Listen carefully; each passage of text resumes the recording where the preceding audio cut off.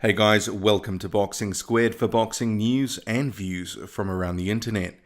The Gypsy King Tyson Fury, he sure knows how to generate some buzz for his upcoming comeback fight, whenever that may be. Getting into it with fellow British heavyweight David Price on Twitter. The pair have been trading entertaining messages about a possible fight. See on screen. So starting with the bottom message with Tyson kicking it off with a question of who'd like to see his comeback against the big stiff plumber, referring to Price. Price happily took the bait, harkening back to his win over Fury in the amateurs. And this, of course, certainly led to some more back and forth between the two, and it was quite entertaining. So Fury saying, "Yes, Big Pricey, you were my only real loss in my career, amateur or professional. Would love to put it right if I could. Like I've said in the past, they will need 10 plumbers to fix you when I'm done with you." And David Price responding, "Let's do it. Easy one for you. Massive opportunity for me. Anything could happen." And with a series of videos of Fury training that have popped up on social media, and this is the stuff running in the background with the one you're seeing, this being the latest, it does give us the opportunity to actually just look at those possible comeback opponents, because it does give a lot of fans some hope that Fury is serious about this comeback.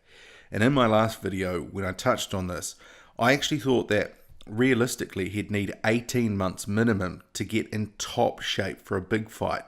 So a big fight meaning someone like an Anthony Joshua. Probably 2 years would be more ideal, because he's over 350 pounds and just coming back into fighting shape after 2+ years off in the ring. It's going to take time for him to build back towards a really big fight if he's serious about taking on an Anthony Joshua. But ahead of that fight, clearly, he would need some warm-up fights.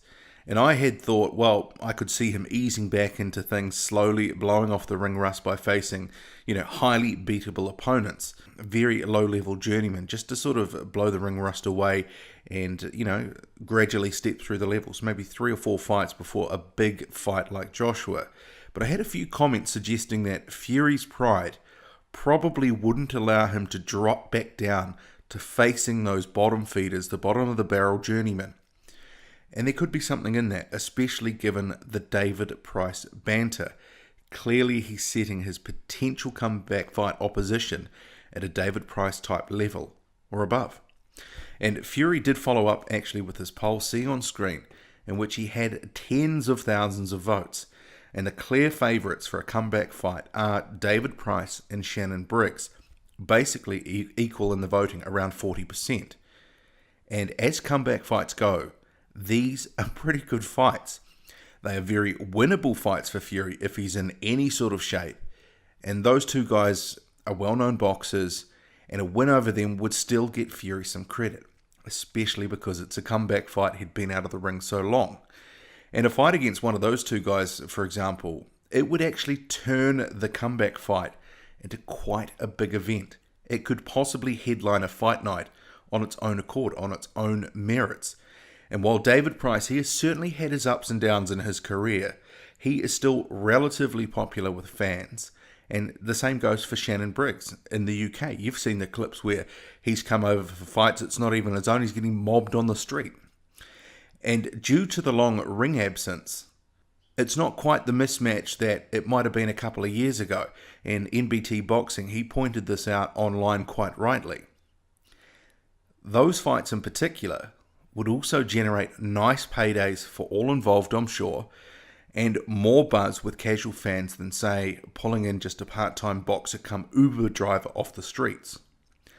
We've also had, on that poll, Alexander Povetkin and the winner of Alexander Ustinov and Manuel Charr suggested as possible future comeback fights.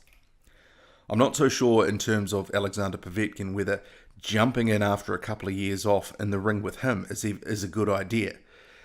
Fury would have a massive height and reach advantage, but that fight, it just feels like he'd be taking on just too dangerous an assignment and unnecessary risk given the time out of the ring. But Charr and Ustinov, meanwhile, they are certainly at the back end of their careers, and actually in the last few years have been relatively inactive. And I think Fury would be able to get past them even if he was only at 70 or 80% of his former best. Fury also has a little bit of history with Cha too. So the pair did get into it earlier this year, and there was this sort of, it did feel like a bit of a manufactured beef. They were face to face, and there was a little bit of pushing and shoving, and yeah, I'll fight you, that sort of thing. But it's still not a terrible fight for a comeback fight. I'm sure there would be other fights out there at a similar level for Tyson Fury if he wanted it, and I'm sure a number of guys would jump at that opportunity. So we could see some other names thrown into the mix in the next few weeks or months as a return draws near. But when that return is, that's really up to Fury, because he's still in pretty bad shape.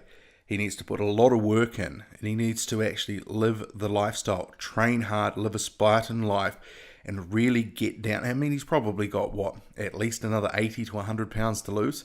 But, he can do it if he puts in the work.